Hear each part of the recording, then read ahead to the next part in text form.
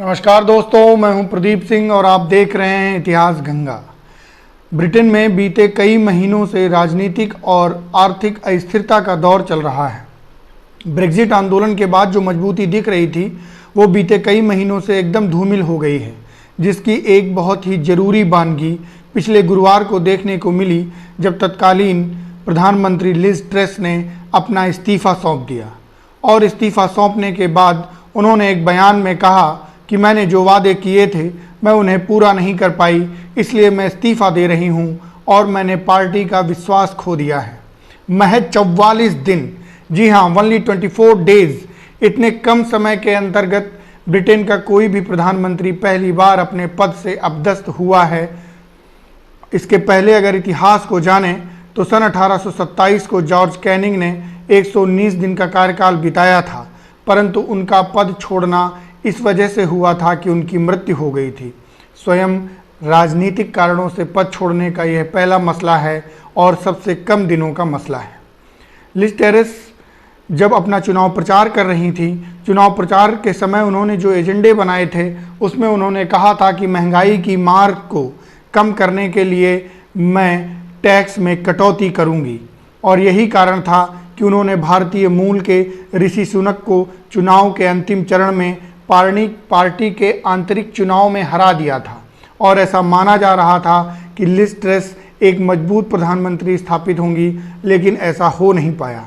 जैसे ही उनकी सरकार बनती है, उन्होंने अपने वित्त मंत्री, जी हाँ, अपने खजांची को एक मिनी बजट पेश करने के लिए कहा, जिसने किया, और उसमें किसी भी प्रकार का नया टैक्स नहीं लगाया गया था, वरन कई प्रकार की टैक्स कटौती की गई थी, जिसके कारण होता क्या है, शेयर बाजार लुढ़क जाता है और पाउंड गिरने लगता है। ब्रिटेन की स्थिति इतनी कमज़ोर हो जाती है कि लिज ट्रस को स्वयं अपने वित्त मंत्री क्वासी को बर्खास्त करना पड़ता है और उसके स्थान पर अपने ही विरोधी दल के एक नेता को, जिसका नाम है जेरेमी हंट, उसको वित्त मंत्री बनाना पड़ता है। जब वो वित्त मंत्री बनते हैं और वित्त मंत्री बनते ही उनका अगला बयान होता है कि लिज ट्रस ने बहुत सारी गलतियां की हैं, जिस लिज ट्रस के गृह मंत्री ने भी बीते बुधवार को अपना इस्तीफा दे दिया। लिज ट्रस के गृह मंत्री के ऊपर यह आरोप लगाया जाता है कि वह भारतीयों के प्रति अच्छा रुख नहीं रखती। उन्होंने अपने एक बयान में कहा था कि भारतीय वो हैं जो अपना वीज़ा खत्म होने के बाद भी ब्रिटेन में रुके रहते हैं और अनियमितताएं फैलाते हैं। उन्होंने यह कहा कि मैं ब्रिटेन का ही एक हिस्सा हूं, जबकि वो भारतीय मूल की हैं, और उन्होंने भारतीयों के प्रति कई सारे कड़े बयान भी दिए। बीते बुधवार को जब उनका इस्तीफा हुआ तो ये माना जा रहा था कि भारतीयों के प्रति उनके इन कड़े बयानों का ही नतीजा है, और उसके तुरंत बाद गुरुवार को लिज ट्रस को अपना इस्तीफा देना पड़ा। वैसे तो वो कार्यवाहक प्रधानमंत्री के रूप में तब तक कार्य करेंगी जब तक कि नया प्रधानमंत्री नहीं चुन लिया जाता। अब बात करते हैं कि क्या ब्रिटेन की राजनीतिक और आर्थिक संकटमयी छवि के लिए संकट मोचन कोई भारतीय होगा? जी हाँ, संपूर्ण ब्रिटेन के साथ साथ संपूर्ण विश्व इस समय आशा भरी निगाहों से उसी पुराने नाम की तरफ देख रहा है, जिसका नाम है ऋषि सुनक। ऋषि सुनक ने जब चुनाव लड़ा था तो उन्होंने पार्टी के चुनाव के अंतर्गत प्रथम 4 चरण बहुत अच्छे से लड़े थे, लेकिन वो आंतरिक चुनाव लिज ट्रस से हार गए थे।